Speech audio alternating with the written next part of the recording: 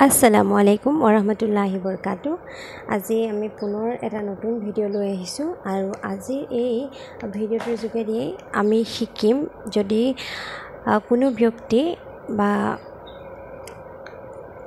কোনোবা ভাই হওক বা মা আব্বা হওক বা যোনেই নহওক কিয় যদি আপোনাৰ ওপৰত আপোনাক বেয়া পাই যায় বা আপোনাৰ অকণমান ভুল বুজাবুজি হৈ থাকে, যদি নাৰাজ হৈ থাকে আপোনাৰ লগত, তেওঁক আপুনি মনাবৰ বাবে বা তেওঁক বেয়া নোপোৱাবৰ বাবে বা আপোনালোক পুনৰ আগৰ দৰে মেইল মহব্বতত থাকিবৰ বাবে আমি এই দোৱাটো আজি পঢ়িবলৈ ওলাইছোঁ। আৰু এই দোৱাটোৰ যোগেদি যোনে যদি কাৰোবাক বেয়া পাই নাথাকক কিয় বা গিৰীয়েক ঘৈণীয়েকৰ মাজত যদি মৰম ভালপোৱা কমি যায় বা কাজিয়া হৈ থাকে, তেনেহ'লে এই দোৱাটো পাঠ কৰক। নিশ্চয় আল্লাহে দোৱাটো কবুল কৰিব আৰু এই দোৱাৰ জৰিয়তে মৰম বাঢ়িব, ভালপোৱা বাঢ়িব আৰু মিলা প্ৰীতি সদায় থাকিব পাৰিব।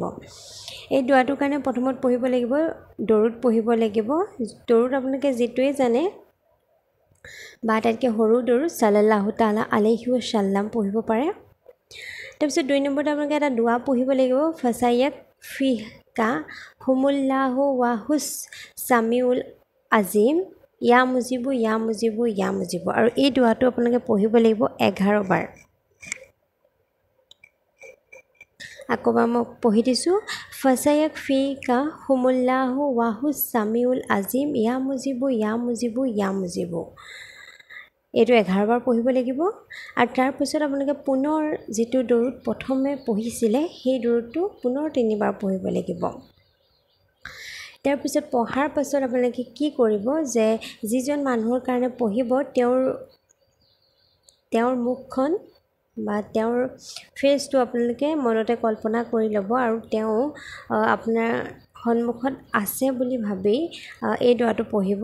যদি তেওঁৰ ফটো আছে, ফটোখন মুখৰ আগত লৈ পঢ়িব, নহয় তেওঁৰ যদি মোবাইলতো ফটো আছে, মোবাইলত মুখৰ আগত আপোনালোকে ফটোখন লৈ পঢ়িলেও হ'ব। মুঠতে আপুনি যাৰ ওপৰত পঢ়িব সেই মানুহজনৰ মুখখন কল্পনা কৰি ল'ব, মানে ভাবি ল'ব মনতে। আৰু যদি আপোনালোকৰ দোৱাটো মুখস্থ নাথাকে, আপোনালোকে কাগজ এখনত লিখি ল'ব আৰু লিখি দোৱাটো পঢ়িব পাৰিব। তাৰপিছত আপোনালোকে দোৱাটো পঢ়িব। কেতিয়া পঢ়িব? দোৱাটো পঢ়িব বৃহস্পতিবাৰ ঈশা নামাজৰ পাছত পঢ়িব, ৰাতি নিজান জেগাত। আপোনালোকৰ বেছি সময় নালাগে, খুব বেছি 5 মিনিটমান লাগিব।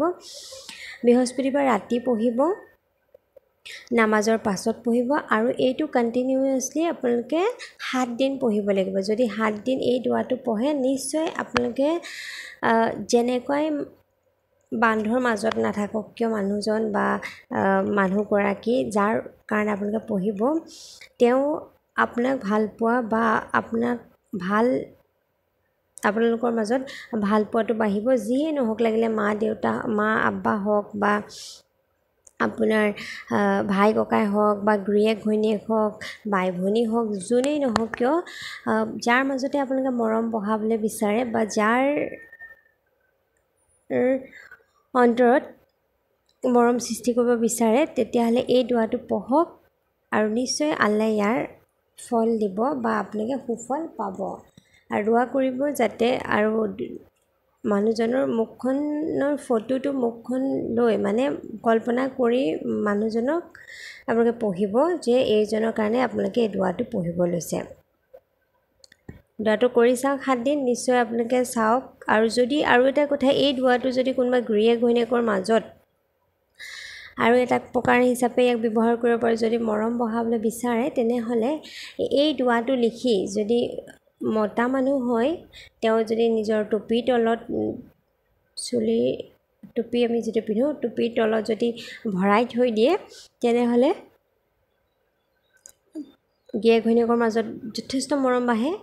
আৰু নহয়, যদি মাইকী মানুহগৰাকীয়ে তেওঁ উৰণিৰ তলত চুলিত লুকুৱাই, মানে চুলিত সুমুৱাই এইটো যদি ৰাখে, চুলিত সুমুৱাব নোৱাৰে, একচুৱেলি উৰণিৰ তলত যদি এই দোৱাটো ৰাখে কাগজত লিখি, তেওঁলোকৰ মাজত মৰম বহুত বাঢ়িব আৰু আল্লাহ সংসাৰখন ভালে ভালে আগুৱাই নিয়াব ইনশাআল্লাহ।